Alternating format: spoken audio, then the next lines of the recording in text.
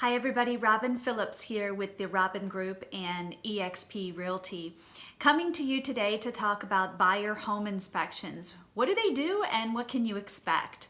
So buyer home inspections in South Carolina come in many forms, right? You can have a general home inspection, you can have a mold inspection, you can have a termite moisture inspection, foundation inspection, engineering inspection, and of course if there are any specialty items in the home, you would want to have a separate pool inspection, an elevator inspection, and sometimes people will actually get their chimney inspected as well. So your agent can provide you with some great companies, so definitely lean on them. So in the 2 to 5 hours that it takes to do a basic home inspection, they're going to be looking at everything from the roof to the foundation. They're going to crawl up on that roof or take a drone, and they're going to be looking at the shingles themselves. Are they worn? How old is the roof? Are there any shingles missing? How is the flashing around the chimney if there is one? Is there a potential leak because that flashing is not done correctly or there's a crack? And then they're going to go into your attic. They're going to be looking at the plywood in there. Are there any spots that would suggest there was a leak at one time? Is there any active moisture on that plywood? And if you have an engineering inspection, they'll be looking at the rafters and the structure of that roof. How is it held up? When they get to the interior of the home, they're really going to be looking at everything. And most importantly, the mechanics of the home. So the most expensive parts of your home are going to be your HVAC. Is it working properly? Is it installed properly? And they'll do that with some heat variant tests. Can the heat actually work? Can they test it? We hope so. Also important and expensive is your hot water heater. Is it functioning properly and is it installed properly? And nowadays, windows are considered an important part of the preparation and sale of your home. So they will be looking at the windows and saying, okay, are the seals gone? Meaning the window's kind of foggy. Are there any chips in the glass? So windows can be an expensive item to replace. So they'll definitely be looking at that.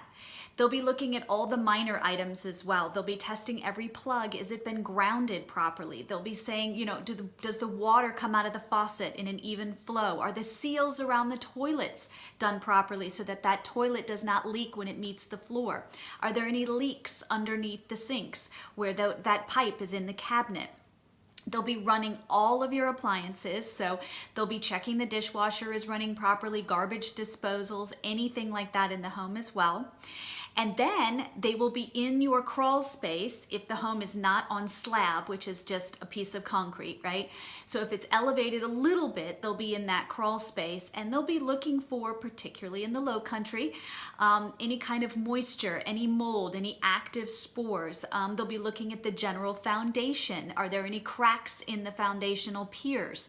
And again, it's really important to make sure that any screening in that crawl space that allows air to flow through is properly installed, because we want the air to come in. We don't want the rodents and the squirrels and the insects to come in. So they'll be checking all of those items as well.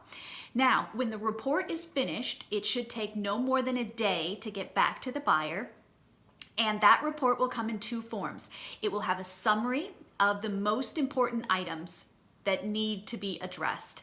It will also have a detailed report, which will be absolutely everything that the inspector found.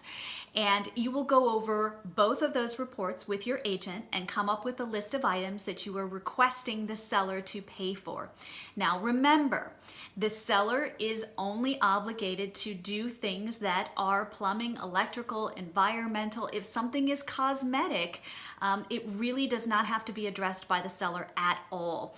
And something as simple as rust, if that rust does not penetrate the metal and it is not causing any structural damage to that metal, that rust is considered cosmetic. So certainly something to think about when you're viewing the home, to make sure that before you put that contract in, you and your agent are having a realistic discussion about the quality of the home.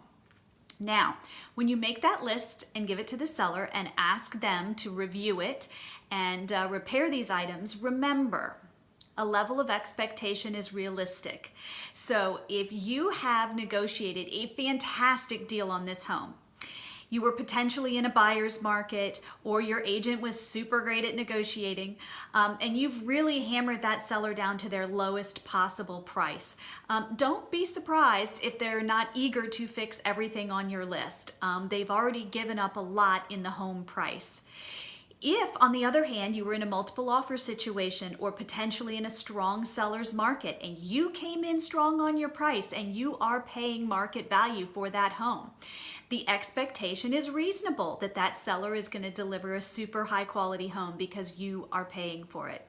So just have some realistic discussions with your agent so that you can get through this hurdle. This is the highest likelihood in most sales that the contract will fall apart. This negotiation is the biggest hurdle to get through, and then really the rest of it should be smooth sailing. So good luck on your home inspections. If I can give you any advice on the actual home inspection companies, or if you have any other questions, please feel free to reach out 843-214-8451 or visit us on the web at www.experiencetheextraordinary.com. See y'all next time.